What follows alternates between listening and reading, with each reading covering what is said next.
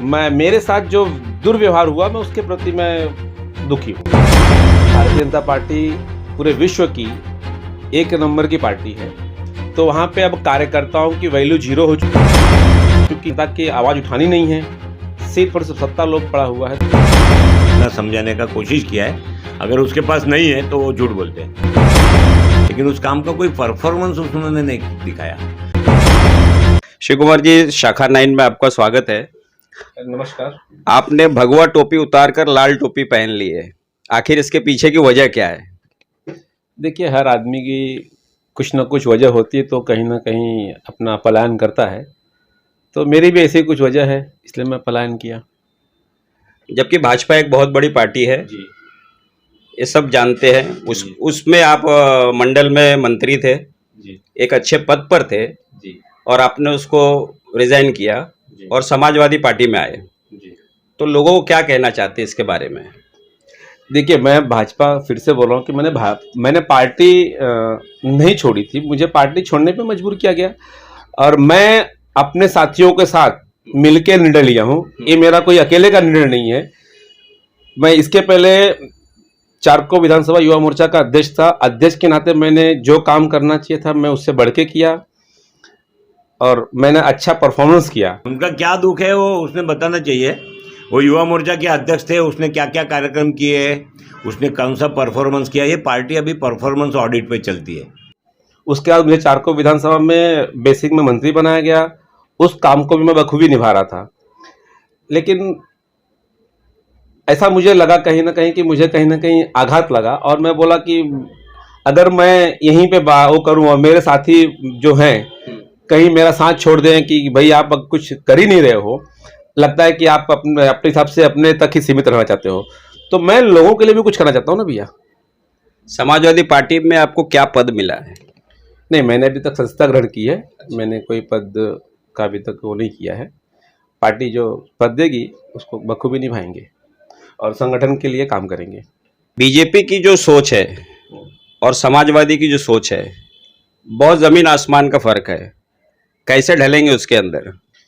देखिए, किसी चीज की कोई सोच नहीं होती है, पार्टी कोई बुरी नहीं होती है, व्यक्तित्व तो बुरा होता है। भारतीय जनता पार्टी में मैं जब जुड़ा था तो अटल बिहारी वाजपेयी को मैं अपना आदर्श मान के भारतीय जनता पार्टी में जुड़ा था, लेकिन अब कहीं ना कहीं आप देखेंगे भारतीय जनता पार्टी में वो अटल बिहारी वाजपेयी जी के आदर्श नहीं बचे हैं। अब पार्टी सिर्फ और सिर्फ सत्ता लोभ में परेशान है। बाहरी लोगों को भारतीय जनता पार्टी का एक अलग आप बोल रहे हैं जो कि आप कैसे ढलेंगे, तो भारतीय जनता पार्टी में जो कांग्रेस से आ रहे हैं, समाजवादी पार्टी से आ रहे हैं, शिवसेना से आ रहे हैं, मनसे से आ रहे हैं, वो कैसे ढलते होंगे? तो उसी तरह अगर मैंने भारतीय जनता पार्टी को आदर्श माना था, और मैं अभी भी मुझे भारतीय जनता पार्टी से प्रेम है, मैं पार्टी के प्रति कहीं भी गलत नहीं हूं। मैं मेरे साथ जो दुर्व्यवहार हुआ मैं उसके प्रति मैं दुखी हूं। आखिर ऐसा क्या हुआ कि आपको पार्टी बदलना पड़ा? आपको चाहिए था कि मेरे जो उच्च नेता हैं उनसे मैं इसके बारे में बात करूं। देखिए, पार्टी बहुत बड़ी हो चुकी है। भारतीय जनता पार्टी पूरे विश्व की एक नंबर की पार्टी है, तो वहाँ पे अब कार्यकर्ताओं की वैल्यू जीरो हो चुकी है। वहाँ पे सिर्फ और सिर्फ नेतागिरी हो रही है, सिर्फ और सिर्फ एक सत्ता लोभ में पार्टी पड़ी हुई है।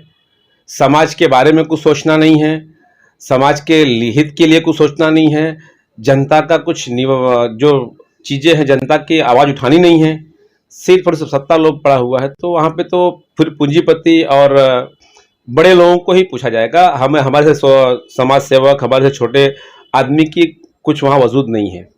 नहीं, आपको जो भी ठेस लगी है, मैं मानूं कि आपको ठेस लगी है जिसकी वजह से मैंने ये पार्टी छोड़ी। आपने किन नेताओं से इसके बारे में बात की और आपकी बात वो नहीं मानी या रिप्लाई नहीं किए? देखिए, मैं नेताओं से मतलब हमारे जो मैं चारकोप विधानसभा में काम करता हूँ, तो मैं चारकोप के नेताओं से बात करूँगा ना भैया।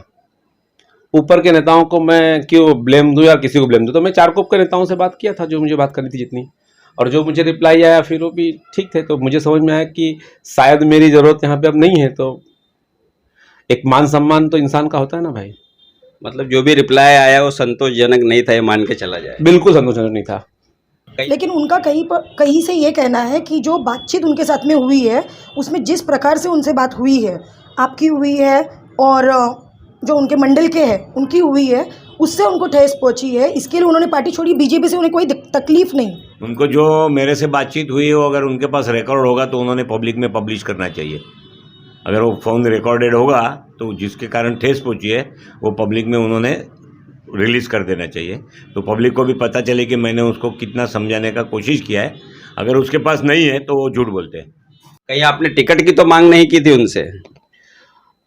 देखिए, वो भी एक लाजमी है कि मैं अगर पार्टी को 16 साल दिया हूं और मैं 24 घंटा पार्टी के लिए तैयार हूं, तो एक वो भी एक लाजमी है कि हमारे साथ रहने वाले लोग, हमें समाज में हमें जो लोग देख रहे हैं, तो हमसे भी उम्मीद लोगों की है ना, तो टिकट मांगना भी एक लाजमी है। नहीं, ये वार्ड ओपन भी हो चुका है, जिसकी वजह से काफ़ी दिक्कतें आ रही है, मुझे ऐसा लग रहा है, क्योंकि ओबीसी है और कोई रहता है उसमें कोई सेट हुआ तो आ जाता है इसके अंदर, लेकिन अब ओपन है तो काफ़ी लोग इसके लिए लड़ रहे हैं कि नहीं, मुझको टिकट मिलना चाहिए, मुझको टिकट मिलना चाहिए। देखिए, जब ओबीसी होती है तो हम कभी मांगते नहीं है। हाँ। जब मौका ओपन हुआ तभी हमने भी सोचा कि हमने भी ट्राई करना चाहिए, हम भी इतने साल पार्टी को दिए हैं तो पार्टी के नेताओं से बात करना चाहिए और हमें ट्राई करना चाहिए। हमने कोशिश की, हम शायद नाकामयाब हुए, तो रास्ता तो कोई ना कोई चुनना पड़ेगा ना सर। और ये पार्टी में उनको कॉरपोरेशन का टिकट चाहिए था, वो उनको मिलने की संभावना नहीं है, क्योंकि उनके व्यक्तिगत कानून के दृष्टि से कुछ प्रॉब्लम है। परिवार में टिकट देना चाहिए, तो परिवार का टिकट देने का इधर कोई, हम तो लड़ते हैं परिवारवाद के खिलाफ, तो परिवार को टिकट देना चाहिए, तो ऐसा विषय नहीं है। उनको हमने समझाया भी था, उन्होंने जिला के स्तर पर काम किया, मंडल के स्तर पर काम किया, युवा मोर्चा में काम किया, लेकिन उस काम का कोई परफॉर्मेंस उन्होंने नहीं दिखाया। तो ये मान के चला जाए कि समाजवादी पार्टी से शिव कुमार यादव लड़ने वाले हैं वार्ड 31 से।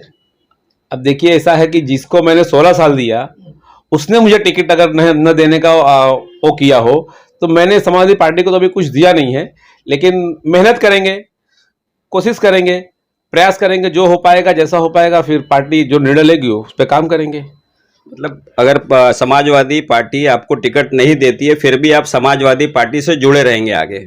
जी बिल्कुल, क्योंकि मैंने समाजवादी पार्टी को कोई समय नहीं दिया है अभी, तो मैं उनसे कोई अपेक्षा नहीं कर सकता हूं। मैंने जहां समय दिया वहां पे अपेक्षा कर रहा था, लेकिन वहां पे ऐसा कुछ है नहीं, तो मैं कहीं ना कहीं रास्ता चेंज करना पड़ेगा। तो आदमी स्वतंत्र है, आज ये पार्टी में, कल वो पार्टी में, उसके लिए हम उसके बारे में कुछ दूसरा बताना ठीक नहीं है। वो जहाँ भी है उसने वहाँ पर अभी स्थिर रहना चाहिए और अच्छा काम करना चाहिए, लोगों की भलाई का काम करना चाहिए, गरीबों का काम, लोगों के लिए उन्होंने संघर्ष करना चाहिए।